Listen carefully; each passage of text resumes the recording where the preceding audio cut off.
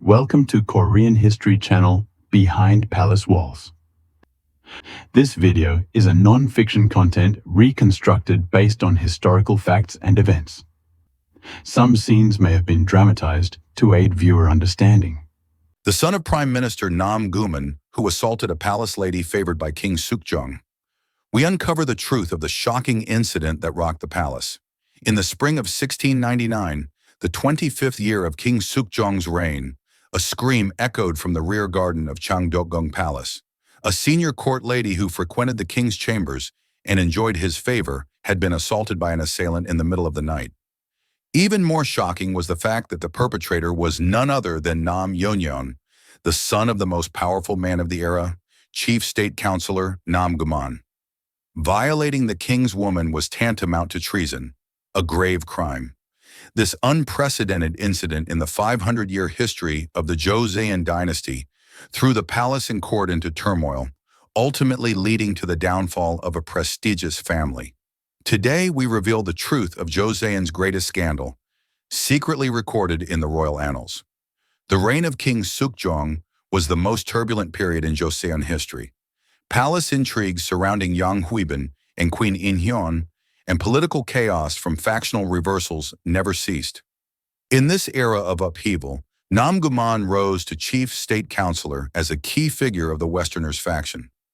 Nam Guman was not merely a high-ranking official. He was the grandson of Nam Yeonyeon, who had accompanied Crown Prince Seungjeongwon when he was taken hostage to Qing China during the Manchu invasion. He came from a prestigious family. He gained fame for his excellent scholarship and especially enjoyed King Sukjong's deep trust. He survived the 1689 Giseul reversal when the Southerners came to power, and when the Westerners regained control in the 1694 Giseul reversal, he became chief state councilor. However, he had a fatal weakness: his second son, Nam Yeonyeon. Nam Yeonyeon, relying on his father's power, engaged in all manner of debauchery. He frequented courtesan houses, seized people's land, and even did not hesitate to assault others' wives. The Annals record, Nam Yeonyeon coveted wealth and lusted after women, his evil deeds endless. There was no one in the capital who did not fear him. But because his father Nam Guman's power was so immense, no one dared to punish him. Then in the autumn of 1698, Nam Yeonyeon conceived an even bolder plan to obtain a palace lady. The woman he targeted was Court Lady Park. Park was a beautiful woman in her mid-20s who served the queen's quarters. Moreover, she was a woman whom King Sukjong often summoned and favored. How Nam Yeonyeon learned of her existence is unclear. However, records from the time show that palace women were occasionally permitted to visit relatives' homes outside the palace. Nam Yeonyeon apparently obtained this information and followed Park. On the full moon of February 1699, Park received permission to visit her brother's house in Jongno. As she boarded her palanquin to return to the palace that evening, masked men suddenly appeared near Dongyemun Gate and blocked her path. The court ladies and eunuchs escorting Park tried to stop them, but the men wielded swords and drove them away. Park was dragged to an abandoned house in Bucheon. Waiting there was Nam Yeonyeon himself. No matter how much Park pleaded and resisted, it was in vain. That night, Park was violated by Nam Yeonyeon and was held captive for 2 days before finally being released. When Park returned to the palace, it was already in an uproar. Upon receiving the report that a senior court lady had disappeared, King Sukjong became furious and ordered the Capital Police Office and Royal Investigation Bureau to find the culprit. Park reported in a trembling voice the details of what had happened to her. Sukjong's rage pierced the heavens. "You dare assault my palace lady, a senior court lady I know." An immediate stern order was issued to Police Commander Giseul to capture the perpetrator. The investigation proceeded based on Park's testimony. They searched the Bucheon area and tracked down those who showed suspicious movements that night. A few days later, a crucial clue emerged. One of Nam Yeonyeon's servants, drunk at a courtesan house, boasted that, "Our young master got his hands on a palace lady." When this information was reported to the Capital Police Office, the court began to stir. The son of Chief State Councilor Nam Guman, this was not a simple crime, but an incident that would create enormous political ripples. Police Commander Giseul fell into great anguish. Nam Guman was the most powerful man of the era, and if he made one wrong move, his own head might roll, but he could not disobey the royal command. Finally, he resolved to report directly to King Sukjong. Your Majesty, the perpetrator is presumed to be Nam Yeonyeon, the son of Chief State Councilor Nam Guman. Sukjong could not speak for a moment. Nam Guman was his most trusted subject, but the crime his son committed was unforgivable. Assaulting the king's woman was a challenge to royal authority, and if he overlooked this, the king's dignity would fall to the ground. Sukjong immediately ordered Nam Yeonyeon's arrest. Upon hearing this news, Nam Guman rushed to the palace and prostrated himself before Sukjong.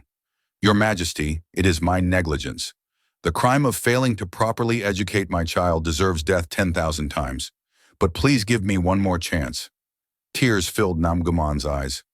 Though he had devoted his entire life to serving the nation, before his son's crime, he was merely a father. But Sukjong was resolute. I well know your loyalty. However, the law is the law. Even royalty is punished for crimes, so how can I forgive when a subject's child has committed such high treason? Nam Yeonyeon was soon arrested and taken to the Royal Investigation Bureau. Interrogation began, and Nam Yeonyeon at first stubbornly denied everything. But as Park's testimony, witnesses' accounts, and confessions from servants identified as accomplices continued, he could no longer hold out. This lowly one has committed a capital crime, but Park was so beautiful I could not maintain my senses. His excuse only increased the fury. The bureau officials immediately recommended capital punishment, but the problem was Nam Guman. According to Joseon law, when a child committed a grave crime, the father was also punished through collective responsibility. The court split into two factions.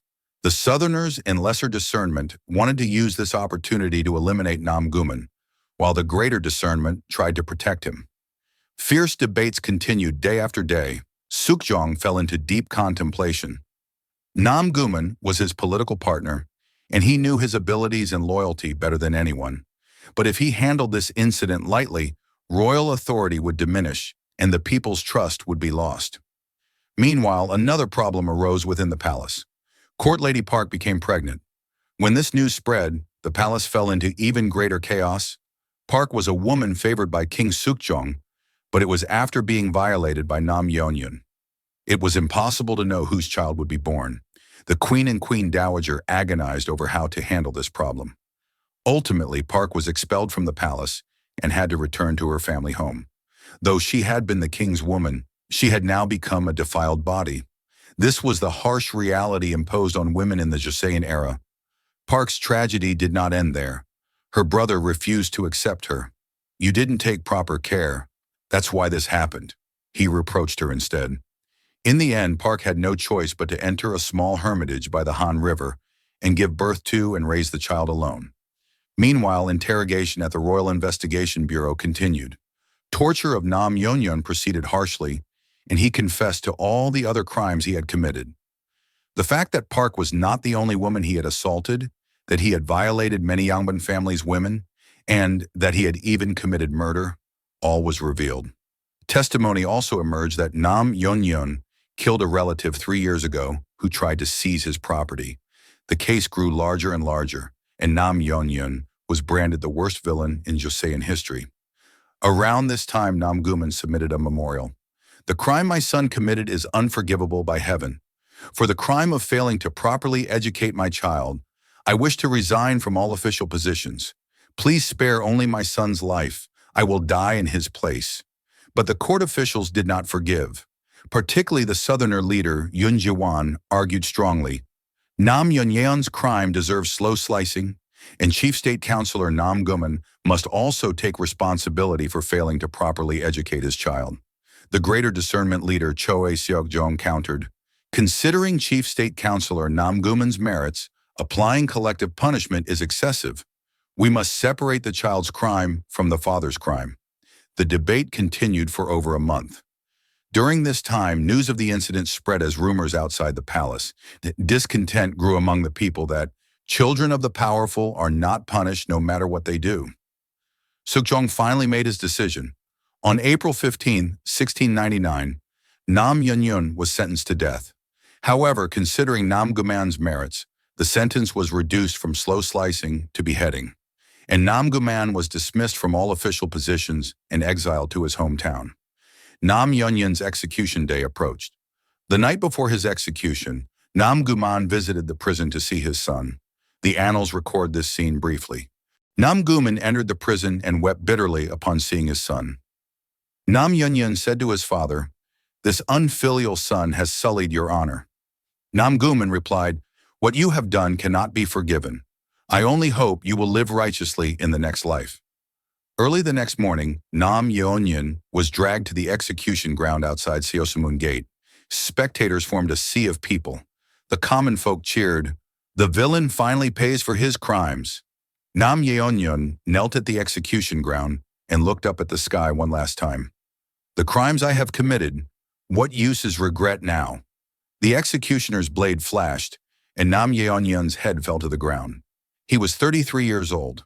But the story did not end there. After Nam Yeonyeon's death, another scandal arose over his property. During the investigation, it was revealed that the wealth Nam Yeonyeon had accumulated was of enormous scale. Tens of thousands of silver coins, hundreds of plots of land, hundreds of slaves. The question was where this wealth came from. Nam Yeonyeon had no official position and had never engaged in legitimate business. Ultimately, suspicions arose that this wealth was extorted from the people using his father Nam Guman's power. The Southerners did not miss this opportunity. They argued that Nam Guman knew of his son's corruption but turned a blind eye and demanded even stronger punishment. As a result, Nam Guman's place of exile was changed to an even more distant location, and part of his property was confiscated. Nam Guman spent 3 years in exile before passing away in 1702. Though he had devoted his entire life to serving the nation, his final years ended miserably due to his son's crimes. His last words are said to have been, "Failing to properly educate my child is the regret of my lifetime." Court Lady Park gave birth to a son at the Hermitage. However, whose child it was never revealed. Park is said to have spent her entire life at the Hermitage and died around 1720. Her grave is said to be somewhere along the Han River, but its exact location is unknown. After this incident, King Sukjong controlled palace ladies' outings even more strictly. He also strengthened surveillance of high officials' children. He sought to establish the principle that even the powerful are equal before the law. The Nam Guman family subsequently walked the path of decline. Nam Yeonyeon's brothers could not pursue official careers, and the family's honor fell to the ground. Late Joseon documents record that being a descendant of Nam Yeonyeon was actually considered shameful. This incident reveals the dark aspect of Joseon-era power. The principle that no matter how high one's position, no matter how great one's merits, one is punished if the law is broken. But we must also not forget the tragedy of the woman who was sacrificed in this process. Park was a victim, but the society of that time branded her as a defiled woman. History thus contains the stories of both victors and vanquished, perpetrators and victims. 300 years later, what should we learn from this incident? Thank you for watching. We'll return with more fascinating stories and intriguing topics. Behind Palace Walls, thank you.